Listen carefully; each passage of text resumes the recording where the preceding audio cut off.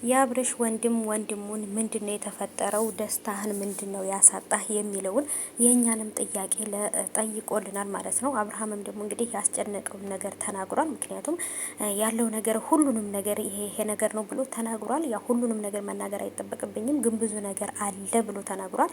አሰላሙ አለይኩም ወራህመቱላሂ ወበረካቱ። ሰላም ሰላም፣ ውድ የተከበራችሁ የቻናሌ ተከታታዮች የኔ ወዶች የኔ ወርቆች እንዴት ናችሁልኝ? ከኔ ጋር ሁሉ ሰላም ነው። ሰላማችሁ ብዝት ትርፍ ይበለኝ ባላችሁበት ውዶቼ።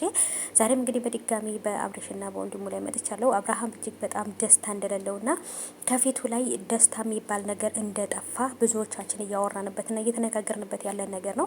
አብርሽ እንግዲህ ያው ታውቃላችሁ ከ6 ወር በፊት የነበረው ህይወቱና ከ6 ወር ወደዚህ ያለው በኋላ ያለው ደግሞ እጅግ በጣም ከባድ ነው። ምክንያቱም የልጁን እናት አቶ ሚስቱን አቶ ብዙ መስዋዕት የከፈለላትን ብዙ መስዋዕት የከፈለችለትን ሚስቱን ትቶ ሆይ ሆይ በሚለው ወይም ደግሞ በሚዲያ ጭብጨባ ወይንም በኮሜንታተር ጭብጨባ አይዞክ በርታ በሚል ነገር እንትን ውስጥ ገብቶ ትልቅ እሳት ውስጥ ገብቶ ነው ያለው። የማይወጣው ችግር ውስጥ ገብቶ ነው ያለው ማለት ነውና በጣም ከባድና ትልቅ ስትረስ ውስጥ ገብቷል አብርሃም ማለት ነው ውዶች። ምክንያቱም የማይወጣው ነገር ውስጥ እወጣዋለሁ ብሎ የማያስበው ነገር ውስጥ ነው የገባው ማለት ነው። እና ከባድ ነው እውነት ለመናገር ማለት ነው። እና እሱም ብሏል ወንድምየው ራሱ እኛ ስጋዎችንን ዘመዶችንን፣ ግን ደግሞ ሌሎች ሰዎች እንትን በሚሉት ላይ አንተ ተመክተህ ህይወትህ ወይም ራስህ ነፍስህ የሚፈልገውን ነገር ልታሳጣው አይገባም። እንዴት ይሄን ነገር ብናም ብሎ በቃ ለራስህ ውሳኔው ለራስህ ትተነዋል።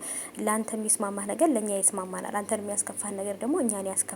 እና ስለዚህ ብሎ ሁሉን ነገር ያለውን ነገር ነግሮታል ማለት ነው ማሮቼ። እና ከባድ ነው።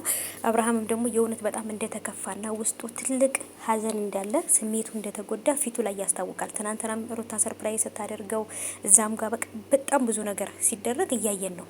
በጣም ትልቅ ጭንቀት ውስጥ ነው ያለው ልጁ ማለት ነው። እውነቱን ግን አልተናገረም።